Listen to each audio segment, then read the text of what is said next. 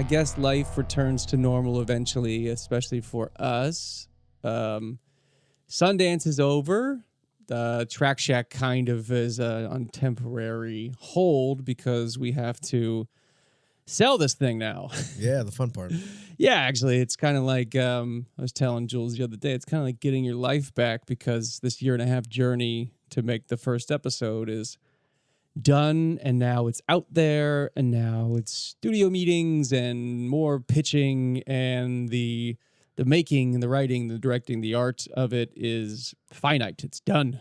Yeah, it's a crazy feeling. It was a bookend, you know. Well, what would you say you've done for it?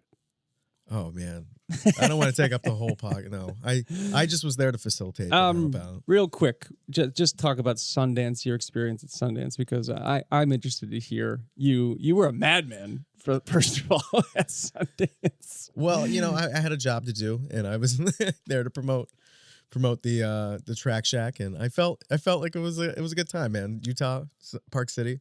The screening was great. I mean, we filled the place. We got great response, great laughter. Cast, crew, producers all there. They all had a great time.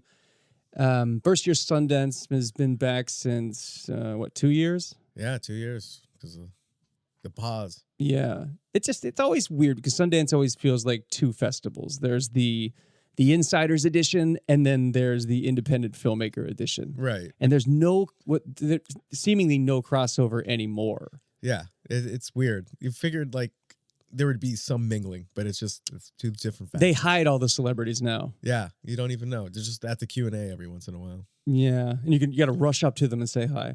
But or you meet them at a bar. I would say exclusive is my word of Sundance. Not counting our experience and why we're there, which was to show the first episode of Track Shack at our screening.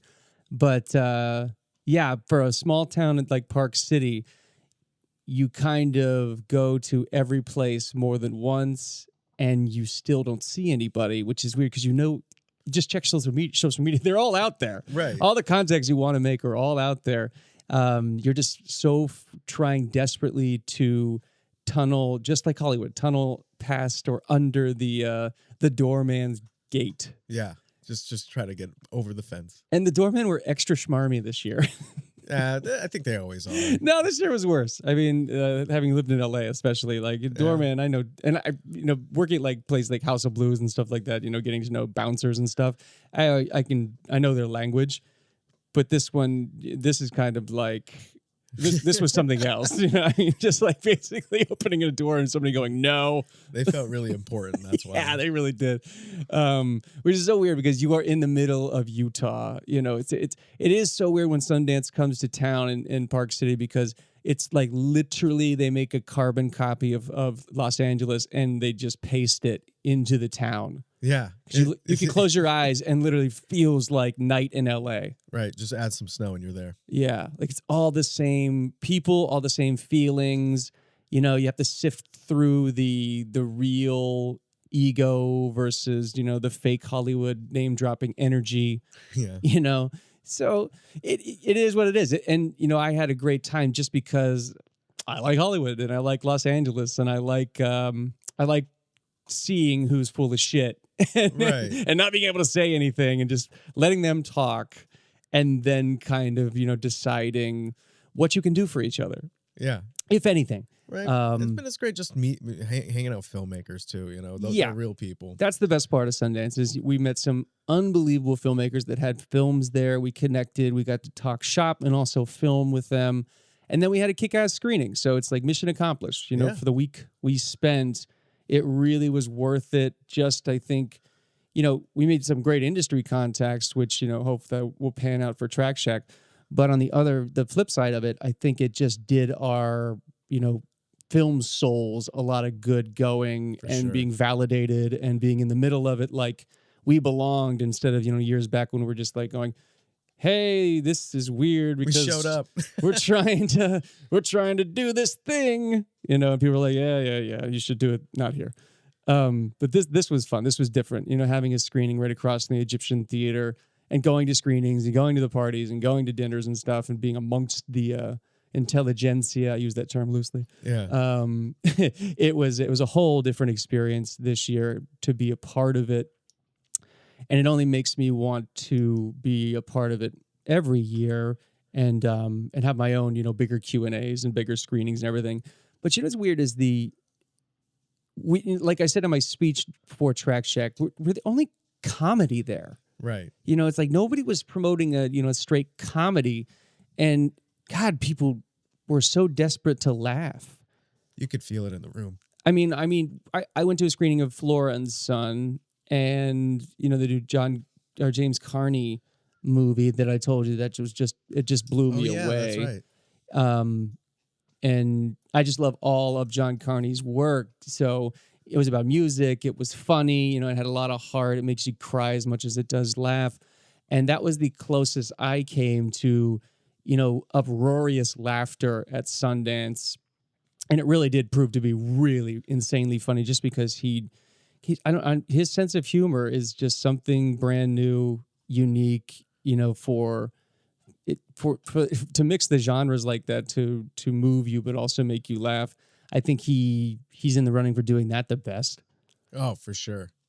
He'd make these very not heavy-handed films, but films that are about very deep, emotions between family members or society or class, and it was just another notch in his belt. I think this might be the best film he's ever done, and I'm such a big fan of his in general. So I would encourage everyone to go see Flora and Son whenever you can. Yeah, I can't wait. Ever since you got out of it, I've just been wanting to watch it. What a fucking thing got picked up for like $25 million at Sundance too. Like, wow. Yeah, congrats. It's one of the highest of all time, and not to say like the commercially that's why, but I think if you're a distributor and you see this movie, you see the value in it and the audience that it could reach.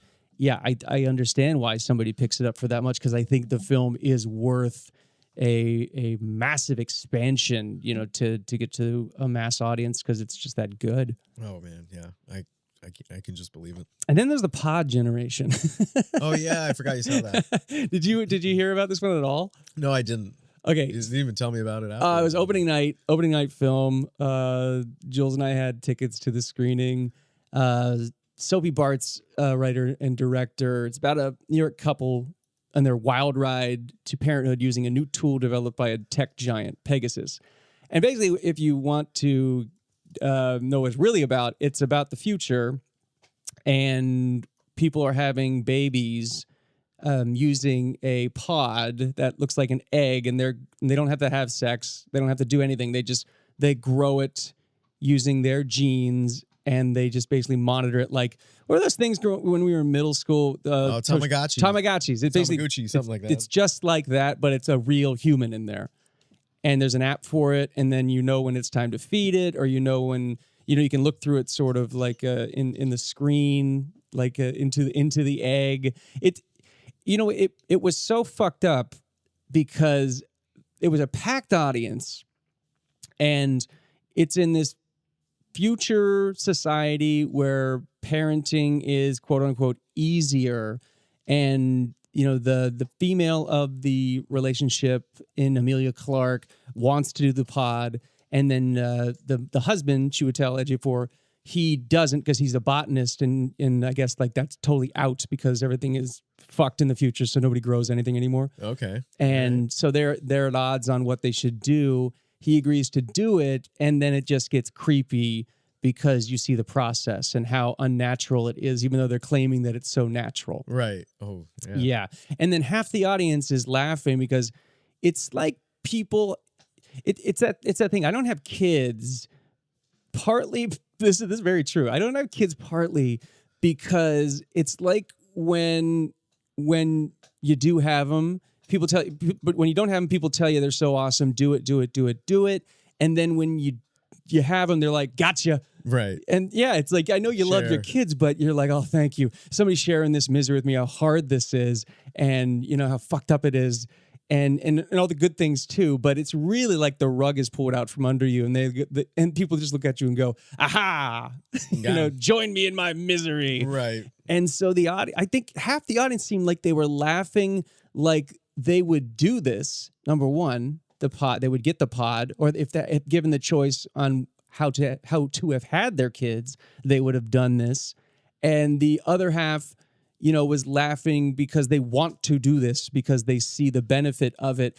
And I'm sitting in the back of the audience going, I don't belong in this world. If this whole audience is down with the pod on raising a child, you know, in an egg, and you have nothing to do with each other, I am not of this world anymore, and I don't get the joke. And I didn't think it was funny. I thought that the filmmaker was intentionally trying to make a social satire and scared the living shit out of us. And the audience misinterpreted it so bad that they thought this was a comedy. Wow, that is crazy. Yeah, that doesn't sound like very cheerful to me. No, and oof, you have to see it to believe it. I mean, it's very interesting, but totally creeped me out in a way where I kind of felt nauseous after I got done for the future of humanity. Yeah. And, you know, I only do that when I look at like Harry Styles or something. Just kidding. Yeah, it's only because we watched the Grammys last night. I'm a Harry Styles fan. I'm kidding. That's a cheap shot. Congrats on the win, man.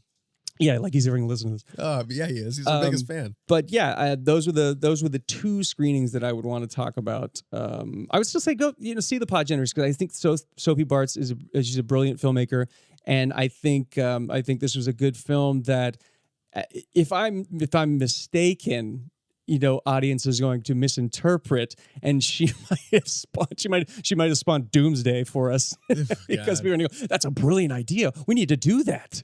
No, okay. Yeah, I hope not. It's like Skynet coming true.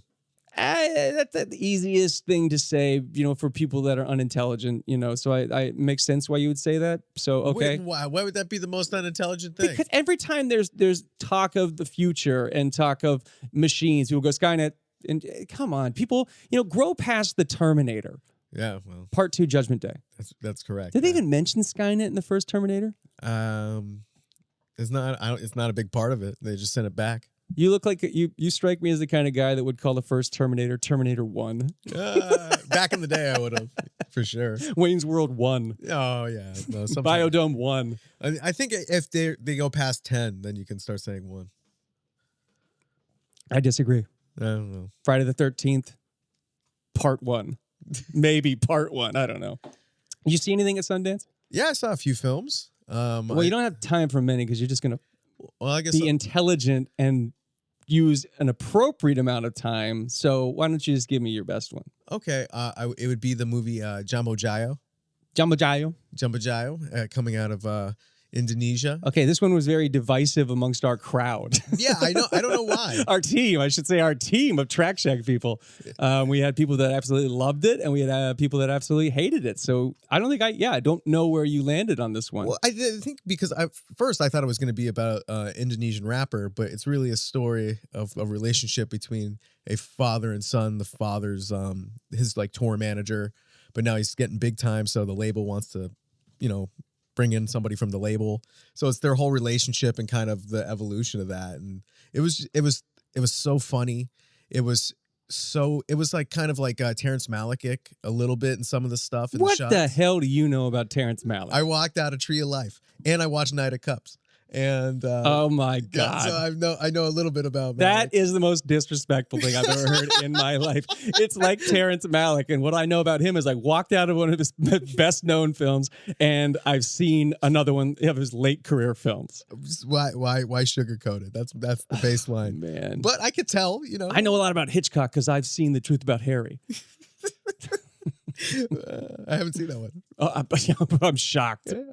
But no, it was like the story was really like the relationship, and the guy who played the dad, Yayu A.W. Unru, was just phenomenal. He was one of my favorite performances of like, well, now it's January, but it's like such a great performance in the last like little bit. The guy that played the rapper? The dad. Oh, the dad. Okay. Yeah, there was just the sweet, and the guy Brian who played the rapper was really good too. But the dad just kind of just like stole the show. And you had a chance to meet the filmmakers. I think I said hello to them. Yeah. You know, but you really got a chance to kind of get to know them and party with them and stuff, and they were awesome. Yeah, they were super cool, and we got to talk about our projects, and he was showing me a video of kind of like some of the rap stuff because he raps in real life. I found out. Okay. One of somebody else in my crew knew who he was, but I just met him for the first time that night, and yeah, they were good guys. Okay, but what about the movie did we like besides that it was Terrence Malick-y? Well, it was a lot of great comedy in it. It was funny, so there was, I mean, it was serious because it's trying to shed a light on like, like pop starism and things like that, but Pop starism, whatever you want very to call eloquent this week. So it was a commentary on that, but they still had some lightheartedness, but just to see the relationship and from where it started to where it ended in the movie. Okay. I mean, I'm excited to see it because it's about music, number one, and that was sort of our thing about going to Sundance. We wanted to connect with other people that are doing shows about music, because Track Shack's about music. Right. And also comedy. So if this one had you said it was funny. Yeah, it had a comedic relief because you just felt for the father. He was just trying so hard, Yeah, and I don't think you've seen anything by Justin Chon, the director, have you? That was my first time watching one of his films. Yeah, I mean, he was on my radar. I remember Blue Bayou when that came out. Oh, yeah, I remember you talking and about a movie that. called Gook. I didn't see from 2017, but I haven't seen anything by him. And again, a divisive film. Of course, it's all based on taste. But I just love being kind of in the middle of when people, it's not for them, or then when people are on the opposite, where it's like the best movie of the year. So, it's really awesome. It's fun just to see how it plays out. Yeah, yeah. So yeah, Jamojaya. I actually gave you my tickets to that, you son of a bitch. So Well, thank you very much. I'm so pissed off now. Well, we divided and conquered. You saw Flora and we saw Jamojaya. Flora and Son. Flora and Son. Mm-hmm. Okay, yeah, well. All in all, Sundance, very, very happy to say success, and maybe we'll go every year just for the hell of it, because I think it's just fun. Yeah, it would be. You It would know, be totally I mean, cool. now if you've been enough times, and especially this last time, I felt like we know how to Sundance the best. Right. Yeah. And if you just stick with us, we'll show you how to Sundance. You'll be fine. It's like teach me how to Dougie. It's exactly like that. Now there's a reference, huh? Oh God, it's been the last movie we covered, the main movie, was Babylon. So it's been, And we just watched it again. It's funny how that comes full circle. Did your mind change on it? I don't think we were allowed to say too much about Babylon the last time. It was before the press release date, so we really couldn't review it legally. Right. The embargo. I think we gave enough crumbs. We were trying to dance around it. Yeah. I'll say this about it. The first 45 minutes are incredible. Yes. And I love it. I loved the first 45 minutes now. Take away the piss and the diarrhea and, a couple other things that just saying that in a sentence. Right. Take away a couple things there, that took me out of it. But I really, really think the first 45 minutes is a beautiful, great film. And it just kind of, for the next 2 hours and 45 more minutes, I don't think it services the characters as much as you would have wanted it to. Yeah, for sure. It seemed like a mess after that. I'm not gonna say a mess. Man. The guy's up here. Like, have some fucking taste. Couth. It seemed like it was a little all over the place. You already said it. You can take it back now. Edit. No, we're leaving it in. Although I did think that for the 3 hour, 9 minute runtime this time, it didn't feel as long as it did when we saw it at the screening. Sure. Okay, you don't have to agree with me. That's fine. Sure, That's sure. fine. I just think the film went over your head, and it takes No, it did go over my head. Yeah, I don't especially think- watching it a second time. No, because you didn't like it. Now I'm going to be its biggest champion. no, it's not that. It's just he makes some bold choices towards the end. The vomit all over the guy. Yeah, that's Yeah. another. I mean, the bodily functions of Babylon. It's. He hit them all. Did he? He got them all. Yeah, puking, pissing, and pooping. It sounds like a bumper sticker. I mean, seriously, it's like he made Joe Dirt the way you're talking about it. Is this a John Waters film or is this a Damien Chazelle film? I know. Oh, God, I know. Yeah, I can't get over that stuff. I don't know how a normal audience would, but, it's like our friend Jagger, I always talk to him about nudity in film and sex in film and stuff and how it shocks me. And he's always saying he's just so desensitized to all of that because of, I guess, how much porn he watches. But Wow. I hope he listens to this, which is so true, probably. I'm not saying anything about his sexual prowess or anything. I'm just saying, I think that's what he said. Anyway. But I also think we're a hypersexualized culture. And, I think that, honestly, he's seen so many movies, not just pornography, that, it probably skews the data a little bit. I think I saw this comedian. I will I promised to give him attribution someday. But he said, everybody's finished Netflix during the pandemic. He said, I finished porn. He's like, I got to the end. And now I circle back and I'm like, oh, it's this one. Yeah, I like this one. That's fucked up. And that's the thing about Babylon. I wonder if it hits a normal audience because how desensitized we all are and how over-sexualized we are. Maybe it's not shocking to people. Maybe I'm just a lame stick in the mud, who likes Gene Kelly movies. No, but I like some gross shit. And, wow. Like some horror movies that are way more graphic than that. And gross shit. What does that mean? it was a technical term. It's just like the pooping, the pissing, and the puking, man. You just like saying those three things. Alliteration's my favorite. But yeah, man, like that's so. But it's still shocking. It's still shocking. But I mean, look, you think of like Sallow, 120 Days in Sodom. That's a whole different level. I don't know. I mean, I think it's a spectrum. For sure, but you said gross, but they're on two opposite sides of the spectrum. Like Sallow's a whole different. That's a movie that needs its own podcast just because I think we probably kept covered it though. Yeah, I don't know. Yeah, But you also like Lars von Trier and stuff. Didn't you like Antichrist? I did. It doesn't change the fact that it's. And see, I'm just getting into him to where like I'm watching his first movies because that's all I can kind of take because he didn't have the budget or the clout to do the stapling your nutsack to the floor. Right. People are just you're gonna love this podcast. Yeah, talk about gross shit. Sorry you're eating pasta tonight. But yeah, I definitely think it is a spectrum. Where Babylon falls, it's kind of like La La Land, kind of meets John Waters. Not even. See, that's the thing. It's kind of like Sweet Gross Out.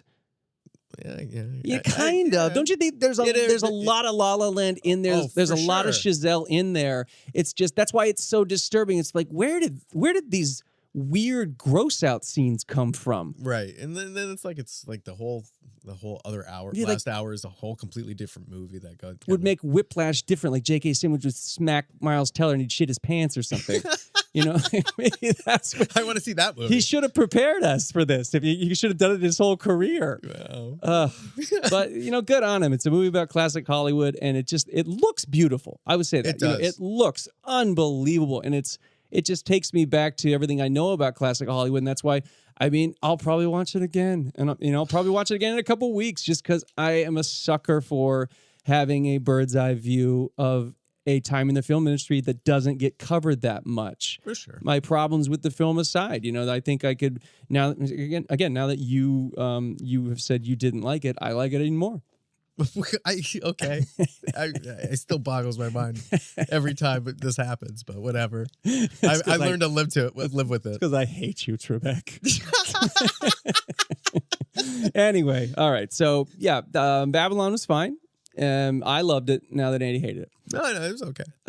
So Babylon's the last movie we covered. We still have a few more movies to cover. I'm really only interested in the ones that you'd seen for the first time. Otherwise, we're going to be talking about the Naked Gun series again. I don't think we ever really gave it its due. I disagree, and that's not even on the podcast.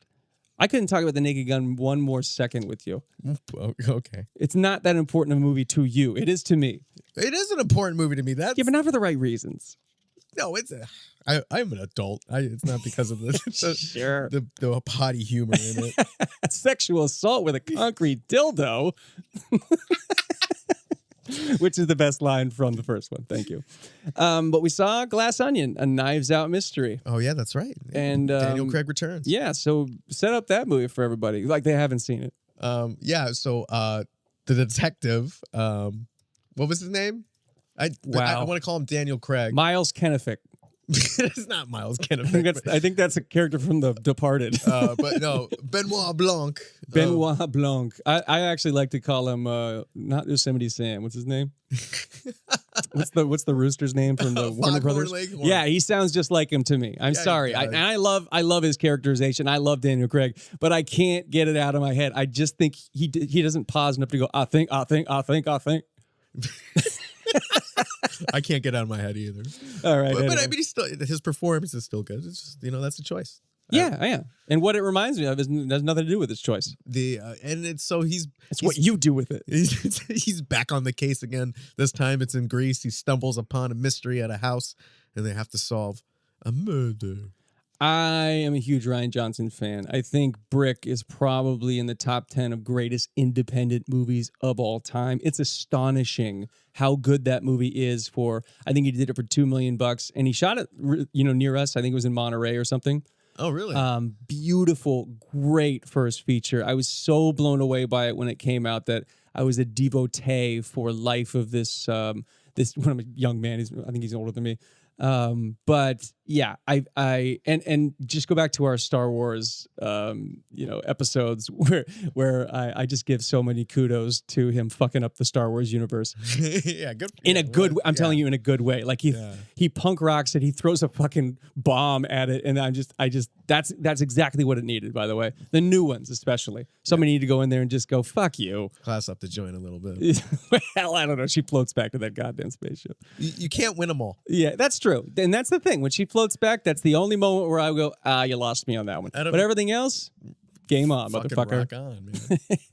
But yeah, so I loved Knives Out too. I remember seeing it in theaters and just being blown away because I love big ensemble pieces. I love stylization. I love his color schemes in his movies. So when the second one was announced, I figure he's just going to be doing more in the same vein, and he could do these forever. I mean, he could just get Benoit Blanc back for 7-8 more installments of it. It's like an Agatha Christie kind of series. Hercule Poirot. Genuflect when you say that, fella. Look at that film knowledge. Yeah, okay. And I'm not a big fan of those remakes, but I really love the Agatha Christie Sidney Lumet movies and her novels in general, which is it's a piece of paper, with words on it, and then it tells a story, Andy. Oh yeah, I haven't seen those in a long time. Mm-hmm, definitely. But Glass Onion, Hercule, no, that's the wrong guy. Benoit, Foghorn Leghorn's back, and this time he takes no prisoners. What happens? He stumbles upon a murder mystery that I like how he's like there for a specific reason, but not. It's like kismet. But I thought it was going to be, this time he's on vacation and then he stumbles onto a mystery, but no, he's invited there again. Right. To I don't understand why they keep inviting this person. Yeah, it's just like, hey, I'm about to commit a murder. But that's the thing. If you don't want to get caught, why do you keep inviting the guy who's great at catching you? After watching a lot of documentaries, they want to get caught, man. And is it spoilers to say who invited him? It might be. Do you remember? I don't even remember who invited him. It wasn't. It wasn't one of the guy who owned the house. I don't fucking know. That's the thing about this one. I don't. Well, I'm gonna try not to. Spoil I watched it, and that's the thing. I remember everything about the first one. I remember Knives Out, and because Christopher Plummer, the setup with Christopher Plummer was so good in that it made you really care for him, and you did not want him to die, but you knew he was going to, and what it was going to do to Ana de Armas's character. And yeah, I mean, I really loved the character, what they put upon the character in the first one, and this one it seemed like Benoit Blanc was the one being put upon, and not so much what I think the intention was, which was to have it seem like Janelle Monáe was the one being put upon, kind of like Ana de Armas's character in the first one. I really thought it was more like an emotional thing that Daniel Craig was going through, but the focus was going towards Janelle Monáe, and couldn't decide who was fighting for screen time or backstory or whatever. So it very much felt like the same universe, but it just didn't deliver like the first one did for me. Yeah, because it was I don't know, it's just weird. It was just like seemed like it was the same mystery. I think that's why for me.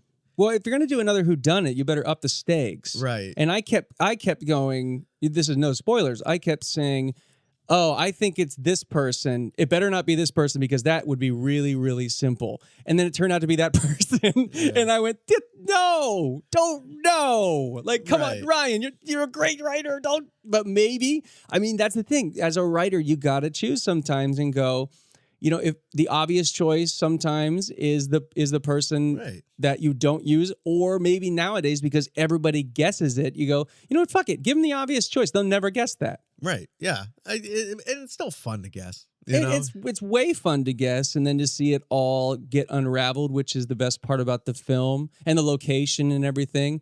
It's just upping. I thought they were going to up the ante on, you know, not like fucking M. Night Shyamalan, you know, like twist ending or anything like that. But when it was just kind of like a lesser version of the first one, but still good, you know, that I kind of lost the faith in the 7, 8, 9 versions of this movie. Right. Yeah. It's just like, come on. You had a golden opportunity. I mean, but he's it's still fun to watch. It's still fun to watch, and I might revisit it. Yeah. You know, it's just it's hard because when you're entertaining an audience that has so much content these days, and you give them kind of the same movie, you know, that's close, you know, to the original, you probably are going to get people that are more disappointed. Even though, I mean, it's getting great love and people love it and everything, and there's nobody throwing up because they couldn't lie.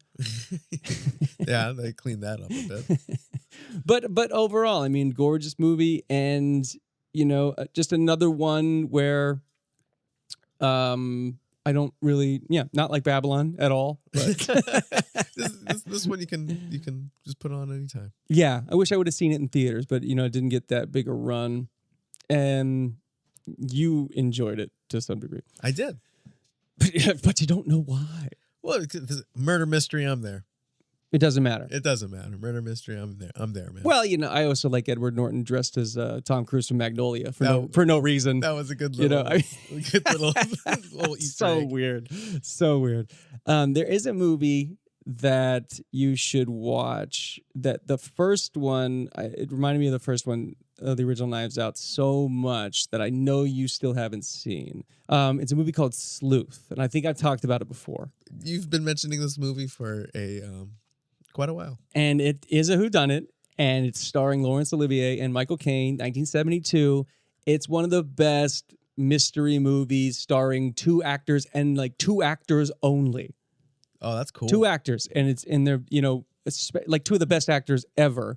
And you are trying to figure out what the hell's going on. And if you like you said, if you like whodunits, which you don't apparently, because if I've been mentioning this movie forever, then you would have already seen this. Okay. So you're a liar. What do you mean? No, I do enjoy them. I mean, you just said I'm there. I'm there, man. Apparently not. Apparently you're across the street at Denny's. No. But okay, I'm gonna watch it and then I'm gonna report back. You know how many times you said that on this podcast? It's ridiculous. It buys me a little more time to solve the case. All right, let's talk about White Noise, the new Noah Baumbach movie. Yes. Which you claim you have seen, and I claim you have not. I have, man. I remember watching this. So I'm gonna let you tell the audience what it's about, and you can't read it on the synopsis. No IMDb, nothing. You have to tell me what you remember. Man. No, you have to tell me, and I can hear your keyboard. I'm not keyboarding. Okay, man. Like, listen. Slowly slide the mouse over. But I click the keyboard. Yeah, it's only 5. Greta Gerwig and Adam Driver have a family. Don Cheadle's their friend, and they're I forget the exact. Oh, there's like a fucking plague happening, like a cloud, and they're trying to. It's a dystopian kind of point. He's a professor at a college. Don Cheadle's a professor. They have a professor off. You've watched this? Yeah, I have. Okay, what happens? And then like. The plague they have to go to a bunker and the plague kind of takes over, and then you know it's just crazy shit happens, man. Wow, so you basically did not watch this. I did watch I knew it. You did not watch, because I mean, it's a heavily layered movie. Exposed to the crazy chemical rain because he was outside, you know, pumping gas. I watched this shit. I would tell you this, for being a Noah Baumbach movie, the first 20 minutes until they get in the car, you know, and they start driving away. When you think it's going to be a typical Noah Baumbach movie because it's about a quirky family, you know, and everybody has incredible dialogue, and and it turns into like a Noah Baumbach movie meets like Blade Runner, or like Children of Men or something like that. It just goes completely in the total opposite direction that I thought it was going to go. Yeah, me too. And when I was done with the movie, I had that same thought after Tenet. I remember going, I'm just going to let that one be, because I feel like, number one, I need to read the source material, or I need to watch this 3 more times to actually analyze it and figure out what the hell is going on, what I just saw, and why it's brilliant. It could very well be a brilliant movie. I'm not saying that at all. I just literally went, this one's out of my pay grade on this viewing. For sure. There's a lot to unpack in that movie. And I do remember how it ends too now, because, who doesn't remember a deli counter opening? I remember it looking glorious. But yeah, I liked it, man. He got kind of like, hey. You don't even know. You weren't even there. You can't even tell me. I just described the whole movie no, to you. No, you did not. Based on what I gave you, I've watched the movie. No, I am suspicious. I literally think you have read a synopsis of it, or even you went to the Wikipedia page and read what happens beginning to middle to end. It doesn't give that much detail like him. But you're not giving the movie enough credit for being so unique, and especially unique to Noah Baumbach's voice, but in so true to his voice, which is why I love his films, because they're so intelligent that the source material, if you've read the source material, I bet this would be like one of your favorite movies of the year, because it's so true to the tone, I'm guessing, of the source material. But if you're going into it expecting a Noah Baumbach movie, it threw me for such a loop, because it was not on the surface level, a Noah Baumbach movie. You can find it in there. I need to go back and give it its due, because first viewing, my brain checked out because I wanted to see, Marriage Story again or something. Oh yeah, it wasn't that. Or Squid and the Whale. Or all his fucking movies. God damn, I love him as a writer. I love him as a director. And this was like sci-fi Noah Baumbach, and so my puny little brain could not keep up with expectation on first watch. But I vow to go back and watch it again. And maybe you'll watch it for the first time with me. Yeah, well, I watched it, man.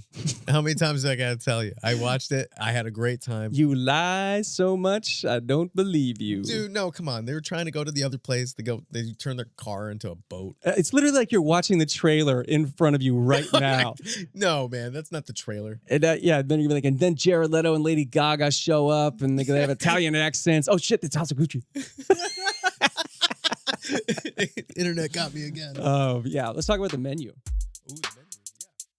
Today's episode of the Four Seasons of Film podcast is brought to you by Phil's Coffee. Phil's specializes in handcrafted coffee made 1 cup at a time. Visit a location today or find them on the web at philscoffee.com. That's Phil's with a Z, coffee.com.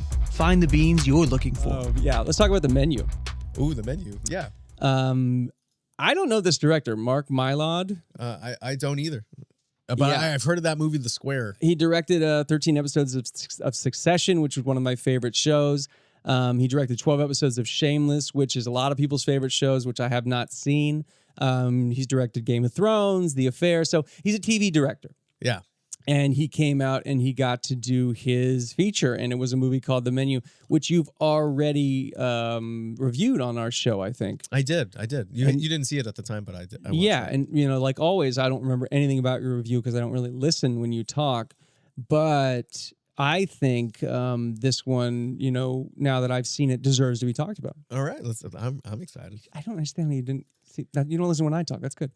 What do you mean? I just tuned out whatever. So the tone of The Menu, young couple goes to a remote island to eat an exclusive restaurant where the chef is, world renowned. He's going to prepare this insiders only menu, to a group of highly privileged people. Right. Right. So I don't watch trailers anymore because they give too much away. They've ruined trailers. They either deliver the tone wrong or too right, or they tell me, what's going to happen. And then being a screenwriter and such a film fan, a film enthusiast, I've seen everything. I can just put together what's going to happen, so it ruins it in my mind, even though they're probably not hoping to ruin it, you know? Right. Yeah, just entice you. So this one I thought, you know, it's starring, of course, Ray Fiennes and Nicholas Hoult and Anya Taylor-Joy. So I thought she worked at this restaurant, Anya Taylor-Joy, and she was like a host or something. And so did Nicholas Hoult. And I thought it was about a restaurant. I thought it was about a restaurant and the inner workings of, you know, this guy, this famous chef, and he's going to, you know, basically, I think I said this on your review.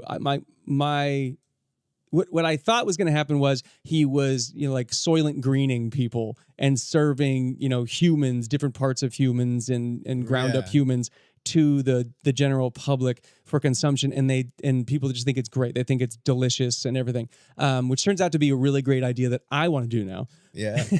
But the menu is something different. The tone of the menu is fantastic. I think that's the best part about it.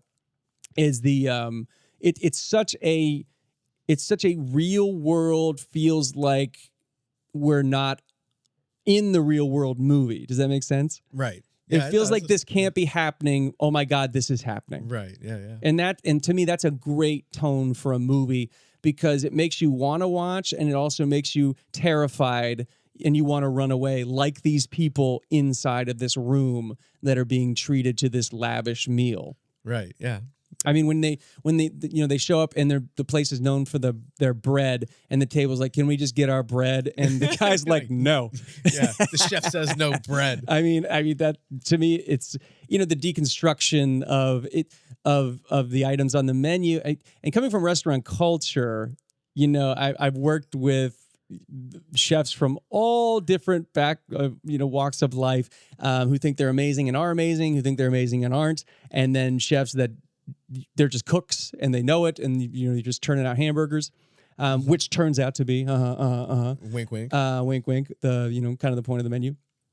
But I really appreciated a lot of the originality of the script, the tone of the script, the performances especially. Biggest note is I wanted it to go bigger. And see, when you told me that, I was like, wow.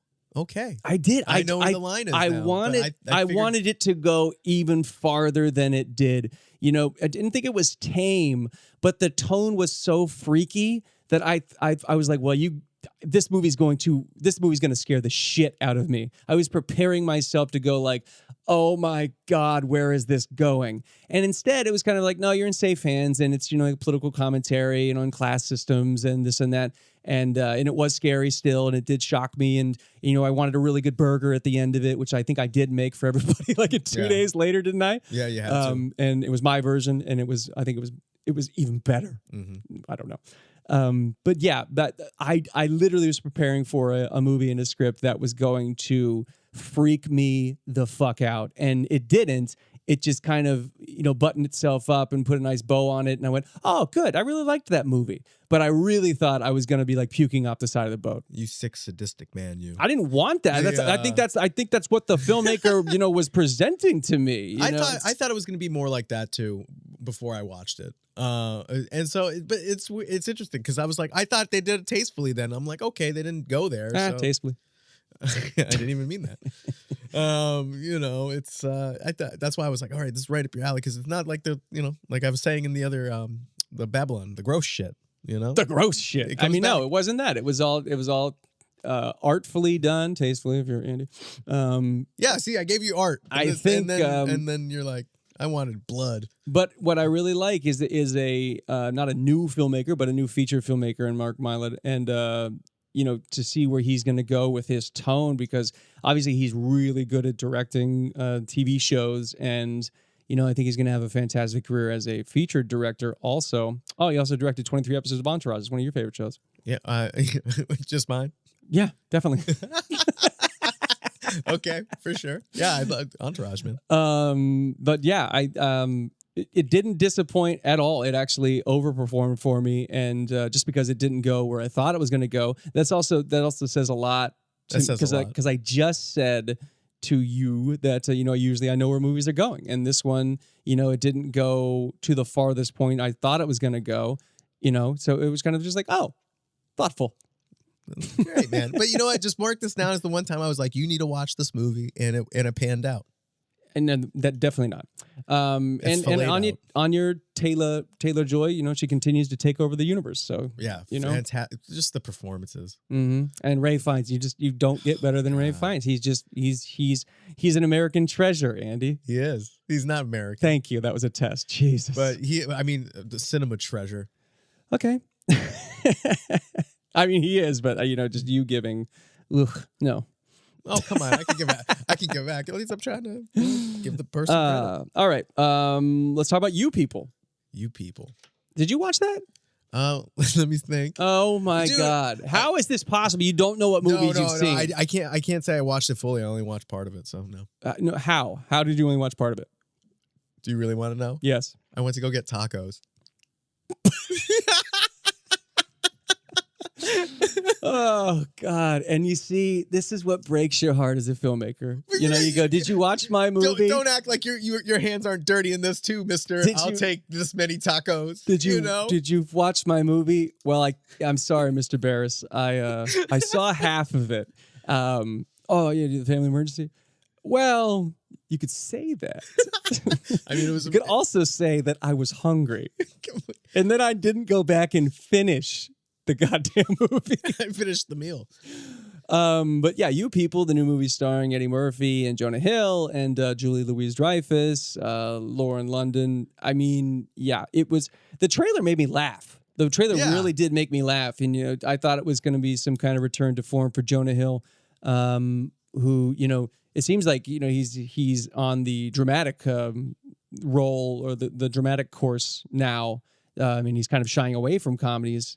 And so it was nice to see him go back because he's just incredibly talented and has great timing with comedy, as well as being a great dramatic actor. I'm looking like something like Moneyball. You know, he's nominated for Moneyball like somewhere out of nowhere, and then you watch Moneyball. I've seen Moneyball like 15 times, and he's just so good in that. Oh, for sure. Script by Aaron Sorkin. Yeah, another great. But you know, it just seemed like a fun Netflix film, kind of like Guess Who's Coming to Dinner. Okay, don't know that, but okay. You've never heard of Guess Who's Coming to Dinner? I guess. Don't tell me you've never heard of it. I've heard. Yeah, I've heard of it. What's the conceit? You know, it seems. Why are you so conceited? It seems like it's something I should watch, I guess. You seriously don't. You've never heard of Guess Who's Coming to Dinner with Sidney Poitier? Are you fucking? You're fucking with me, right? Yeah, I am, I guess. Who doesn't know that movie? Well, Like, you don't even have to see it. Just people all over the world lie and say they've seen that movie. I've seen it 5 times. Okay, well, Good for you. yeah. What do you want me to say, man? I'm not gonna lie. It's like one of the biggest social commentary movies. 1967. I mean, this was a huge movie. Okay, And you can't tell me why, can you? Is it about interracial relations? Interracial families meeting. Yeah, exactly. Yeah. So you're only saying that because of You People. Well, no, I just. Oh God, you never cease to amaze and disappoint me. Mostly disappoint. Well, hey, listen, I'm gonna put that on the top of my list. No, you're not, because I don't want you to see it. I don't want to talk about it with you. It's gonna go completely under or over your head, depending on how tall you are that day or how high your hair is. Get the fuck out of here. But yeah, you don't deserve to see it. We don't deserve to talk about it. I'm not going to waste my time on you anymore because you have never even heard of that movie. Well, why don't you tell me how you really feel? Turn the mics off. Well, okay. Good. So You People is a modern day telling of Guess Who's Coming to Dinner, which my ignorant co-host has never even heard of. What do you want me to do, man? But from what you did see of it, I'm not going to let you talk about it either because it's not fair because you can't say you've seen a movie. You don't get to critique a movie unless you've seen the whole thing. You can't turn it off after 10 minutes. You can't walk away after 45 minutes and have an opinion because you didn't sit through the whole thing. You People.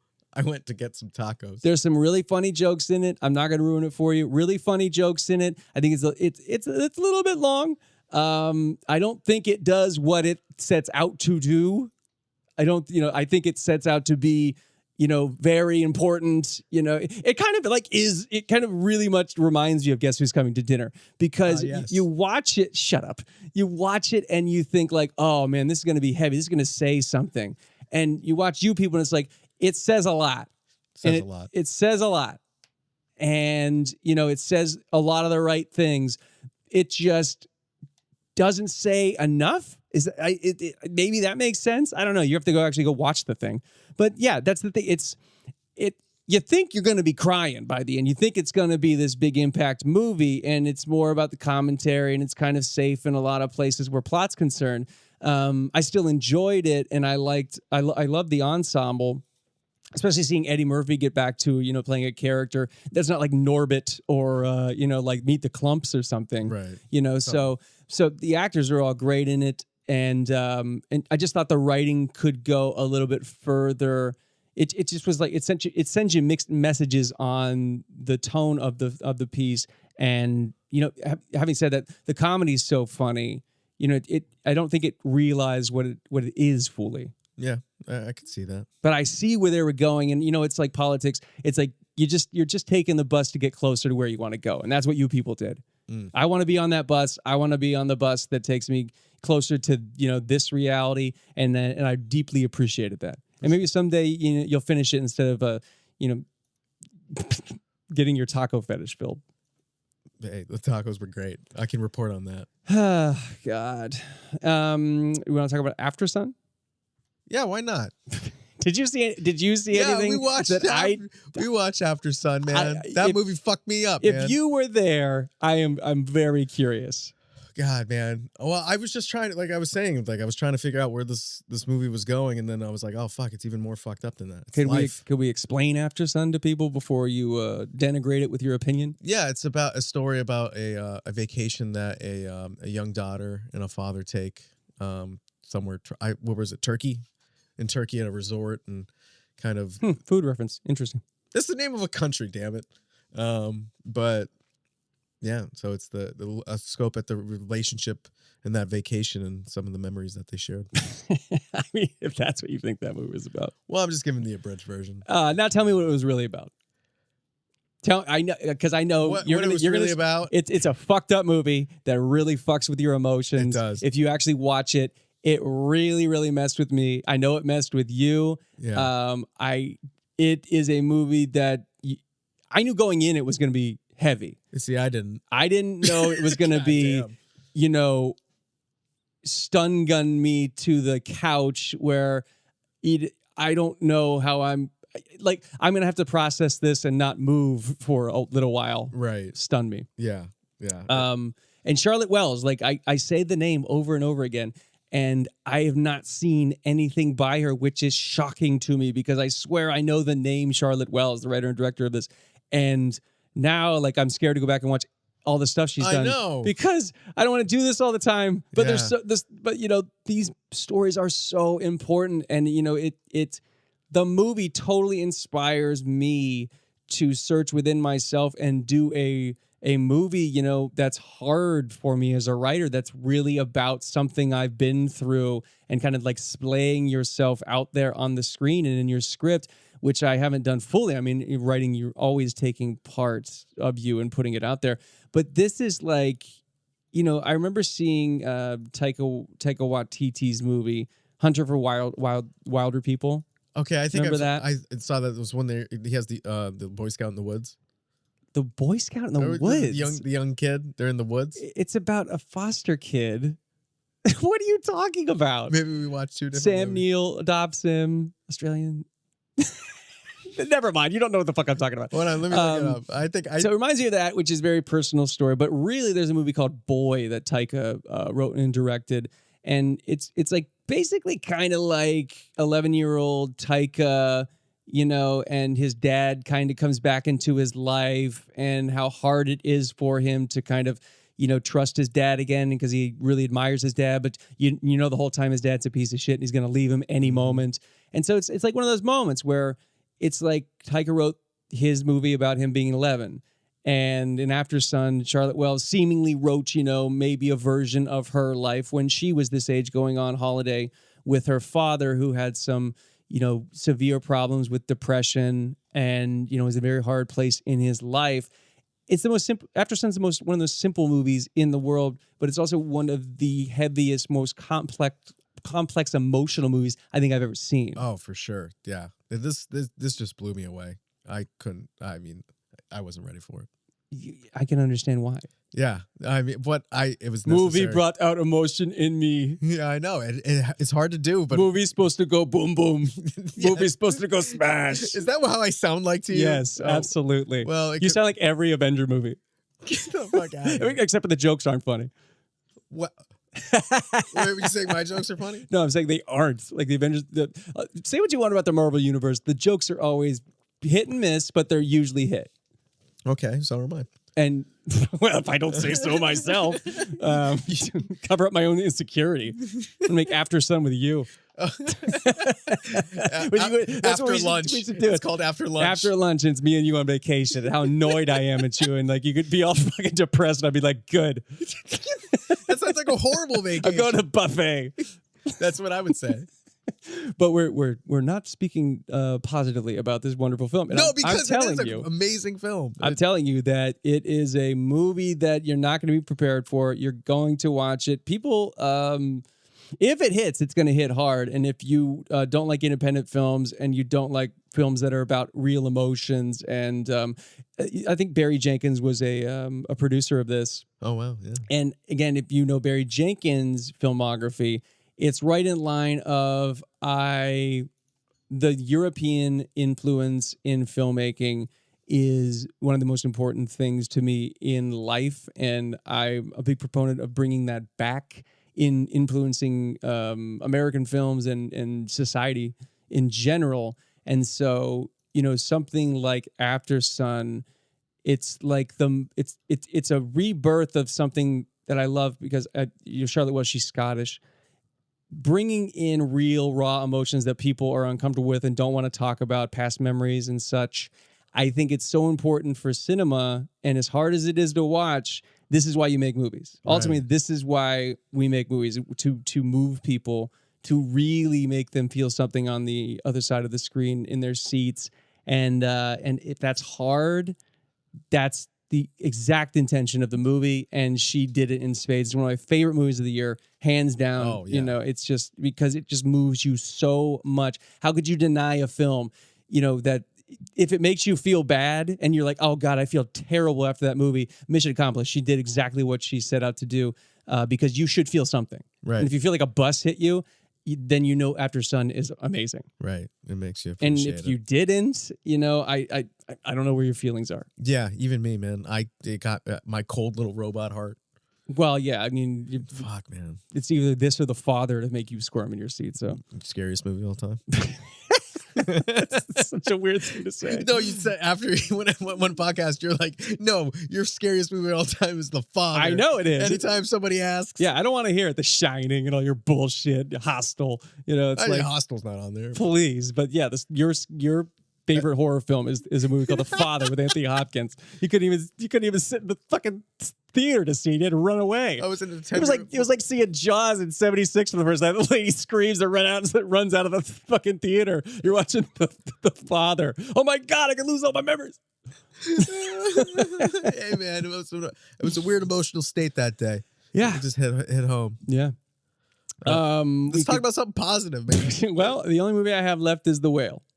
I haven't watched it, so go ahead, I guess. Did you see anything else that's new for the award season, or that's new, not modern, not something that you watched for the first time? Because we're gonna do the best first time watches next week. Oh, nothing that was nominated. But I did watch Candyman for the 15th time. I watched Joyride, starring Olivia Colman and Charlie Reed. Is that a movie that came out this year? It is. It is. How did you find out about this movie? I watched it back when I was visiting family back east. Why? A family member. My mom wanted to watch a movie of Olivia Colman, and I was like, "Oh, she's on the Plex." I love Olivia Colman. I think she's another national treasure. She's another UK national treasure. Okay, there you go. Tell me about it. All right, tell me about it. Yeah, I'm excited. So, Olivia Colman plays this new mother who has a baby. So she's trying to take the baby off to an adopted foster care. Did you say a new mother who has a baby? I realized how stupid that sounded after I said it, but I was just trying to continue to talk. A new mother. She has a baby. Well, you don't know if the baby's hers or not in the beginning. Okay, all right, fair enough. And She has a baby. She has a baby, and you know, and then She physically has one, or she has one that comes out of her. I don't know. she just has a baby. It's already been born. Got it. You find out why later. You know, and so she was trying to take this baby to a new foster parent, and she gets this run-in with this young kid who's kind of like a grifter. He stole a car. He stole money that was supposed to be for charity, but another guy stole it, so he stole from stealing. And they get on this journey. He's trying to run away, and she's trying to deliver the baby, and they form a bond. Olivia Colman doesn't want to be a mother, but you can tell she turns her tenderness a little bit throughout. I like it. It sounds simple. Yeah, it was. I like funny. simple movies. It had a lot of great comedy in it. The kid, Charlie Reed, he did a phenomenal job. He was like a little like little gangster, but not like he just was, lived a life on the streets. A little gangster. Yeah, just like, hey. But it was great. It was great. I enjoyed it thoroughly. It was God. it was See, this is why I talk a Yeah. lot. I know. You got to fill in the gaps of suck. That's kind of harsh. Well- I would say that's, not Do I get paid to sit here and be honest or to lie? you get honest to everybody but one person. Myself. A headstrong solicitor's plan to offload her newborn baby to her sister is derailed when a vulnerable but opinionated teenager steals their taxi, thus rendering her capable of wanting her baby and keeping the baby because she realized she's going to be a good mother, and this kid taught her. And it's very emotional when you have to return this young runaway kid back to his family and they have to say goodbye. Well, you've seen it. I have not seen it. I just know movies. Yeah. And it sounds very emotional, and Olivia Colman's in it. And, speaking of Aftersun, really reminded me of The Lost Daughter, Maggie Gyllenhaal's movie from last year, know, and I liked Aftersun a bit more, but, in sort of that same way, and even in the movie you're describing, maybe they're the kindred spirits in a weird way where, it's not a big cast. You're hanging out with, two people of, vastly different ages. And so I think that's, it's like kind of putting two people together that are not this, they're total opposites. It's always a great idea for a script. So maybe that's why Joyride works. That's maybe why Aftersun works. And that's, Lost Daughter, that doesn't really make sense.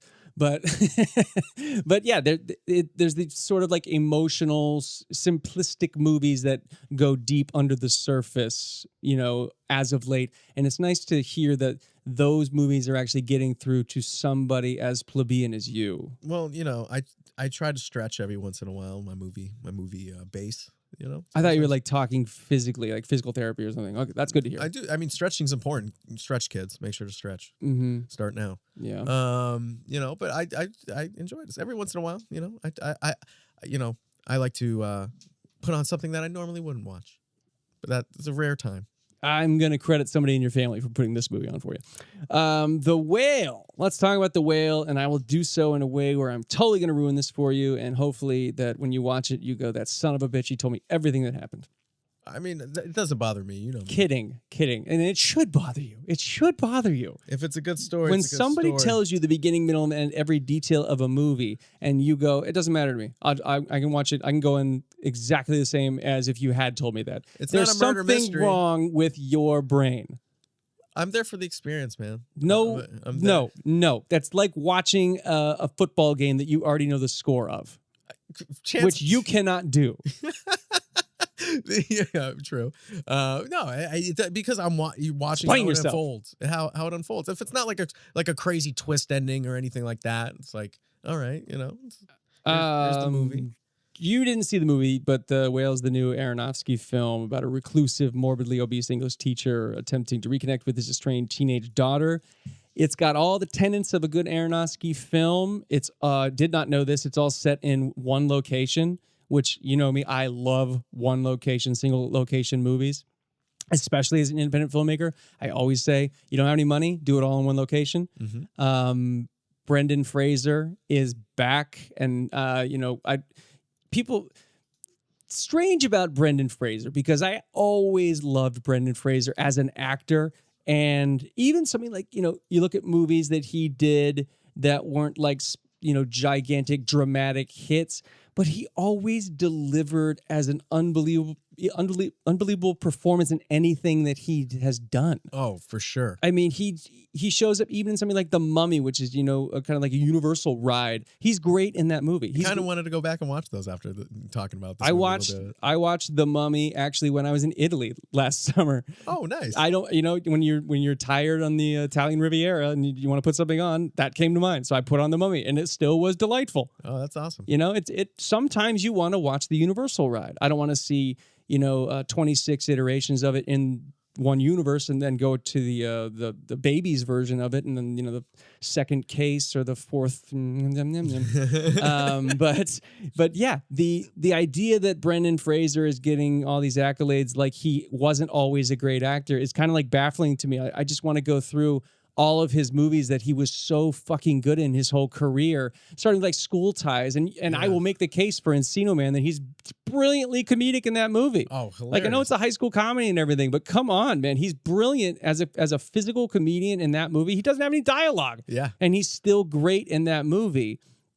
I mean, and I love With Honors too. That was early in his career too. I just recently saw that. Yeah. Yeah. Well, I remember. It's good. It's good. With Joe Pesci. Yeah. Man. He's great. I have a soft spot for that movie. I mean, come on. And you look at somebody like Airheads, which is a cult classic now. I remember him being in an episode of Scrubs, the show from 2002-ish, where he played like someone with leukemia, and he just makes you want to you just cry for him because he's dying.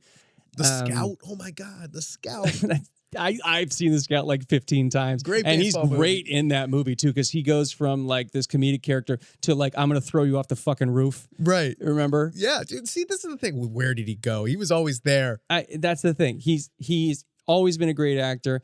He's always had good parts in a ton of different movies. So I'm so glad that maybe he's going to be able to do just dramatic movies from now on with huge parts, because I always saw it. I always knew that he had it in him, and The Whale doesn't disappoint. That's my whole point here. Oh, for sure. The Whale doesn't disappoint because pull up the other Oscar nominations this year for Best Actor, and I'll sort of, preeminate whether he's going to win or not. But he's so good in this movie that I don't know that you'd ever forget it's Brendan Fraser, but I definitely think that his performance and his performance of the emotion and the dialogue in this movie takes you to a different place that nobody else has done this year, for sure. Wow. And being a single location movie, you don't really have a lot of place to go to escape from being right up and close with this character. And so it means even more that you can't hide. You can't go and spend time with the other characters too much because he's always there, And I want to even say it might be my favorite Aronofsky film. Oh, wow. And, that's kind of a tall order because I know he has his fans. He definitely is like kind of a cultish director. And I've seen most of his work. I just started watching Requiem for a Dream, and unfortunately I had to pause it, so I can't speak to that one, which is one of our friends' favorite movies. Mm-hmm. But Black Swan is one of my favorite films of the 2010s for sure. And I know you're a big fan of The Wrestler. Yes. Yeah. I love Pi, his first film, just because it's so independent and so weird and so crazy creative. And so, I even like Noah. I think Noah is a really, really cool. Oh, yeah, that's right. I forgot about that It's movie. a crazy cool interpretation of like a part of human history that nobody ever covers. Like nobody ever goes, I want to cover the great flood from the Bible. So it's like, right. And then make weird rock monsters. It's just such a bold choice. That's why I really liked it. So he's definitely a director that takes chances, that builds his own worlds. And everybody didn't like Mother. It seemed like, but I can appreciate like the idea of Mother and how fucking strange and fucked up that movie was.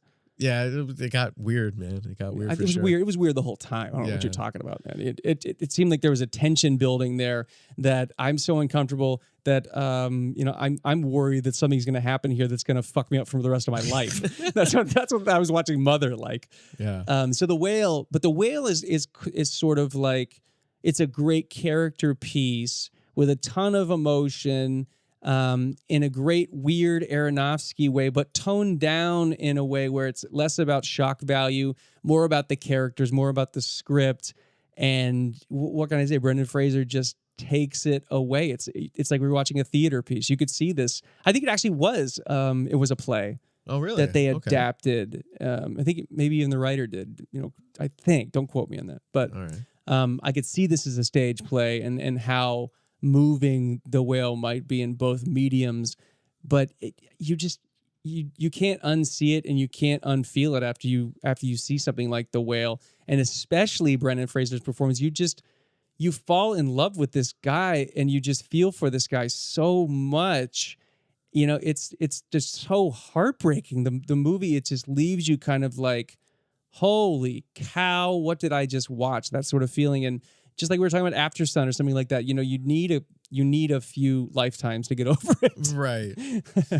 But, and it also still stays true to Aronofsky's films. His fans will not be disappointed. It's just kind of less of all of that and more Frost Nixon. Okay. Which I've seen once. Should be laughing at. Okay. Because that was a joke. I hope so. That was like one of those like smarmy like industry jokes. You were like, oh, that's so funny. He said Frost Nixon. But you obviously don't get it because you're not intelligent.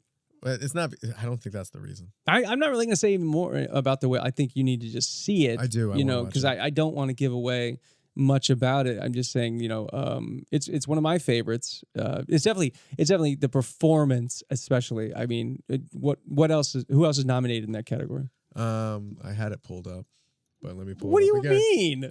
You closed it out? I used it for a different lookup. I was trying to look up something really fast and. Well, quickly, we got to get actor in leading role. You got Austin Butler and Elvis. Yeah, you got Colin Farrell and Banshees of Inisherin. Brendan Fraser, The Whale. Paul Mescal, Aftersun, and then Bill Nighy, Living.